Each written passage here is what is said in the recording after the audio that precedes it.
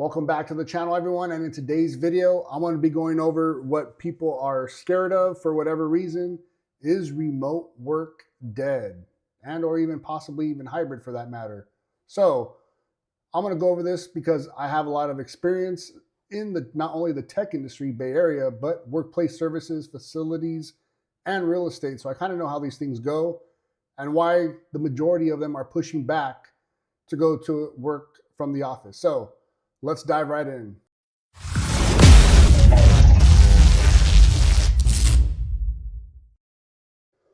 So as you can see, everyone, this is Google. So when this happened, just to give you context on why I picked this article, a lot of the big tech companies, right? Amazon, Google, Apple, Facebook. There's probably Amazon being a trifecta with AWS, Lab 126, which is by Moffett Field. A lot of the big companies are buying the actual land and the property, so they own it. So they're tied to it. Whereas you're getting the same issue with some of these companies that did long-term investments with leasing and or subleasing spaces. So what does that mean? And again, I'm not getting into the government aspect. That's a whole nother scenario, a whole nother couple worms, because you got top secret clearance, top secret SCI, the whole, what you could take home and what you can't. Now, most of them let you work hybrid. I know this for a fact. My mom works at Livermore Labs. So they actually have a pretty nice schedule with their hybrid role. Plus they get every other Friday off. So, I mean, you can't complain about that, especially being a government job, and hers, requires a top secret SCI clearance. But I'm not going into government. I'm just giving you some perspective on that. That's a whole different animal, different ballgame. So why did I pick Google? Because again, a lot of these big companies are buying the land or doing really, really long-term subleasing, and a lot of them got it during COVID when a lot of people were moving out, lost office spaces or gave it up, cut down, and it was hard to get it, especially in the Bay Area because they were so hard on COVID. The policies going into the office, that bull crap 6 feet distance, and you had to do all this crazy shit. A lot of companies also took a hit because they bought all this technology that only lasted a year or 2 years, right? And didn't make sense to do it.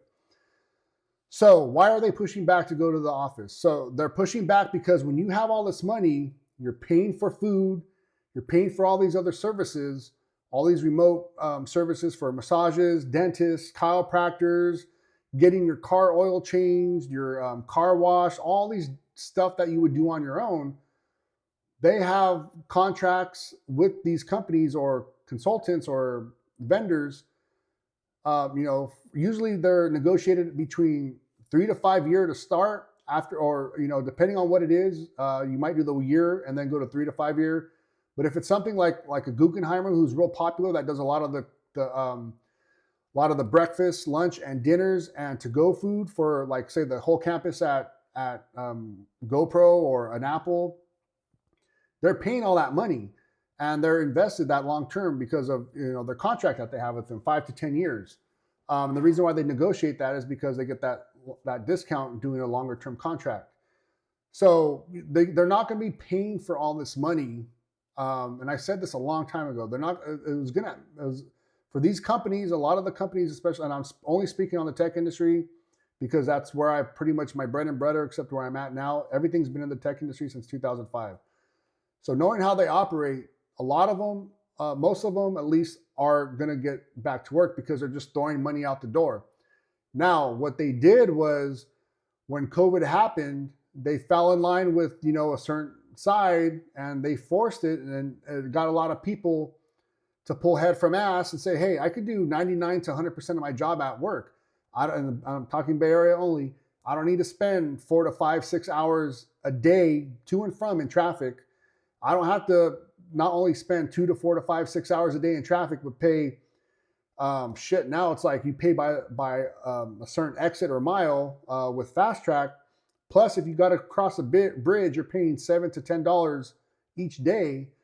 You don't have to pay all that shit because the company's not paying that. If they're going to do any kind of discount, it's going to be for the BART or Caltrain. I had the Caltrain when I was at Box.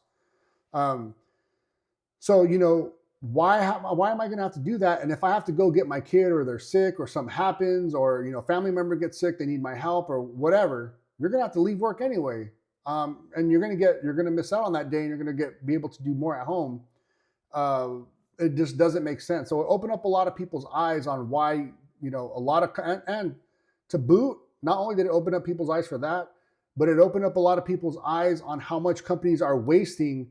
I mean, you got your bullcrap DEI services, you got your napping pods and all this stuff. You don't need napping pods at work. All this crazy shit that they're just blowing money out the water. Why do I need that shit at work and look like a goddamn toddler? I'd rather be at home, get my shit done, doing other things, going to the gym, not being in traffic, not being stressed out. Now, the counterpart about that is I love Elon, but I don't agree with the back to work for everyone. Now, I will say for this, I do agree with, and also my past, being in facilities, physical security, workplace services, whatever you want to call it. Some of those items and those jobs, or certain portions of those jobs, require you to be on the office. There's no, if I was an offensive security person or engineer at Tesla, they're not going to have each 20 different cars shipped to my house to pen test. That's just common sense. Apple has what they call black sites, where they're not even listed on Google Maps. They're not going to let you take R&D product home to go ethical hack or do offensive security stuff or engineer at your house. You're going to be there. And they're so strict that if you piggyback, meaning you don't badge in, you just follow someone in, your ass is fired. So they're that stringent. If they're that stringent there compared to their other locations, their main locations that are on the map, they sure hell ain't going to let you take that shit at home. So people got to understand that there are certain roles where you have to be on site. There's no ands, ifs, or buts about it. Now, do what I did. Do the change and switch over so you don't have to be in that route. And I'm going to say this. Some people might not like it or agree, but cybersecurity holds its own destiny. It's a high in demand, high, wanted and needed skill set. So cybersecurity as a whole pretty much holds, the bar to where, if, we want to work wherever we feel that best fits our needs and that makes sense. So, get into a role or a job or, whatever you need to do. If you don't want to be in an office, be in a commute. And I'll give you this aspect of it. Going back to San Jose at least 5 to 6 times a year while I'm here at Texas, the traffic has got a million times worse. And so have the fees as far as tolls. And now you got to pay each exit or each mile, especially when you go from like San Jose to Palo Alto, or if you go on the 101 from San Jose to EPA, Menlo Park, San Mateo, you got to pay like up to $9 each exit, or, within that San Mateo county line, or however they break it down, Redwood City, each city, on top of what you drive, or else you'll get a ticket. So it's like, and I know this for a fact because, my uncle told me how it worked, and he had his side job in Burlingame, and then I also got, I think, the 4th ticket this last time I went back in my mom's car. So I know from experience, and it's crazy, and most people can't afford that. So it doesn't make sense to, especially these people, your average worker at the tech industry can't afford to live alone in San Jose. San Jose is the most expensive spot in the country. And on top of that, you got your everyday bills, your everyday expenses, especially if you have kids. Then you got to pay all that other bullshit, plus gas. It's insane. So why would you want to work at the office? It does not make sense, especially when most roles, you can get 100% of your job done at home effectively. I don't think it's dead. I know I kind of went off a little bit of a rant, but I want to give you guys some perspective on how these guys are looking at it. So when there's 2 aspects, right? Again, they buy the property, they own the building, they own the infrastructure, they're paying all these services that they got contracts for, or they still they're still paying and have all these contracts for these services, but they're stuck in a long-term lease. So they leased out a campus for a 500,000 square foot campus for 10 years. So they're stuck. So, why are we wasting this money? Well, they should have opened up their eyes since they were pushing this COVID crap so much that they, after a while, they, in my opinion, they thought a lot of people were stupid, that they weren't going to pull their head from their ass and not seeing the light on how this actually works. They should be cut down these services.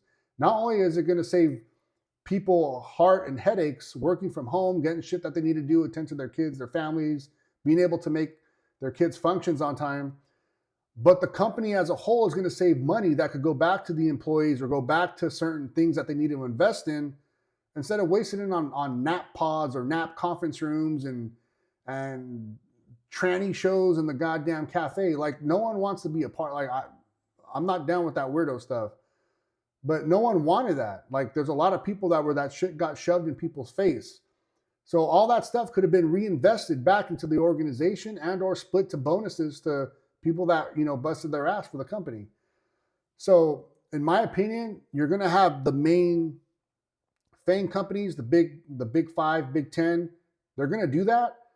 But now you got a lot of new people that are startups or companies that have made it where, they're like, nah, we're doing work from home first, remote first, work anywhere first, work on a cruise ship if you want first, work wherever you want first, right? As long as you get your shit done, we ain't got a problem with it.